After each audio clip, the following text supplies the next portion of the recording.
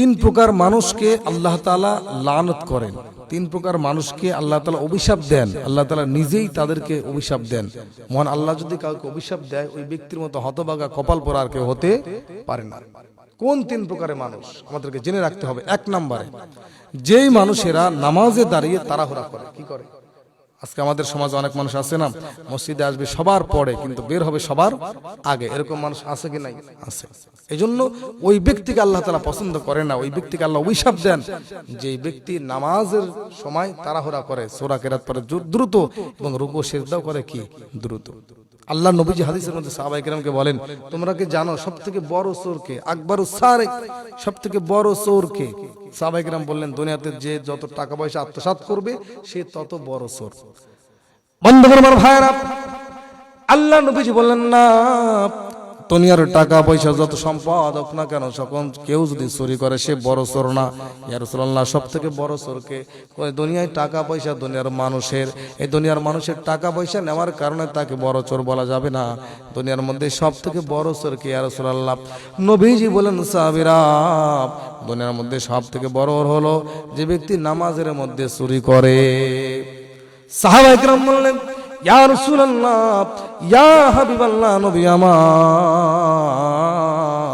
নামাজের মধ্যে বান্দা আবার কেমনে চুরি করে?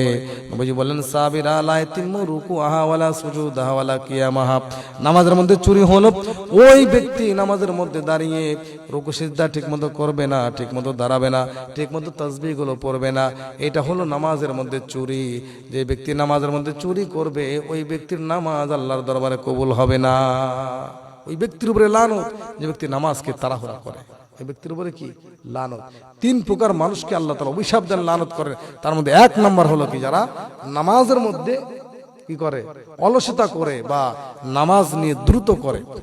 আল্লাহ রাব্বুল আলামিন বলেন 30 নম্বর পারা সূরাতুল মাউনের মধ্যে বলেন, ফাওয়াইলুন লিল মুসাল্লিন আল্লাযীনা হুম আন সালাতিহিম সাহুন।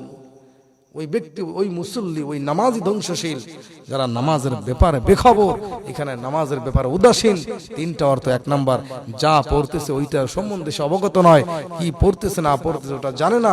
দ্বিতীয় নম্বরে, ওই ব্যক্তি যা তেলাওয়াত করতেছে সেটা শুদ্ধ হয় নাই। তৃতীয় নম্বরে, নামাজের প্রতি তার মনোনিবেশ নাই। এই তিন কারণে নামাজ কি হয়ে যাবে? ধ্বংস হয়ে যাবে। আর যে ব্যক্তি এরকম অমনোযোগ দিয়ে নামাজ পড়ে তাদের উপরে আল্লাহর কি হয়? লানত হয়, অভিশাপ। 2 নম্বরে আল্লাহ রাব্বুল আলামিন বলেন, 2 নম্বরে ওই ব্যক্তিকে আমি পছন্দ করব না, ওই ব্যক্তিকে আমি লানত করব, যে ব্যক্তি দান করে খোটা দেয়। কি করে? দান করে খোটা দেয়। ইয়া আইয়ুহাল্লাযিনা আমানু লা তুবতিলু সাদাকাতিকুম বিল মান্নি ওয়াল আযা। হে ঈমানদারগণ, তোমরা তোমাদের সদকা দান সমূহকে খোটা দেওয়ার মাধ্যমে বাতিল করে ফেলো না। আল্লাহ সূরা বাকারার মধ্যে বলেন, দান করার পরে খোটা দেওয়ার কারণে অনেক মানুষ আছে, তোমাকে 10 টাকা দিয়েছিলাম সাহায্য সহযোগিতা করার জন্য, দিয়ে পরবর্তীতে বলে, তোকে আমি 10 টাকা না দিলে তুই উদ্ধার হতে পারতি না। এরকম যে খুঁটা দেওয়া, এই খুঁটা দেওয়া মানুষকে আল্লাহ কি করেন না? পছন্দ করেন না। আল্লাহ এদেরকে অভিশাপ দেন।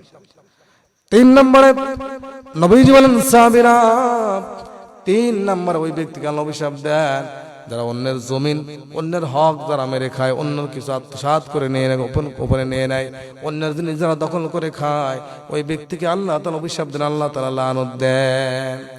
আজকে সমাজের ভিতরে অনেক মানুষ এমন আছে, হাজী সাহেব, অনেক মানুষ এমন আছে, অনেক বড়লোক মানুষ, অনেক মানুষ এমন আছে, অনেক টাকা পয়সাওয়ালা মানুষ, কিন্তু গরিবের পেটে লাথি মেরে তাদের হকটা আত্মসাৎ করে খায়।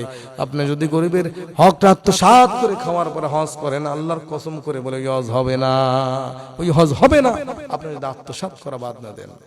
আল্লাহ নবী বলেন, সাহাবীরা শোনো, দুনিয়ার ভিতরে যারা অন্যের জমিনকে আধ পরিমাণ দখল করবে, কিয়ামতের ময়দানে ওই ব্যক্তিকে আল্লাহ তাআলা 7 তবক জমিন গলার মালাবালা ঝুলায় দিবেন। মানুষ যখন জিজ্ঞাসা করবে, ভাইরা এই অবস্থা কেন? বলবে, অন্যের জমিনকে দখল করতে জড়িয়ে থাকতে, এই জন্যই বান্দার এই অবস্থা। আমার ভাইরা, এই 3 প্রকারের মানুষকে আল্লাহ তাআলা অভিশাপ দেন, নিজে লানত করেন।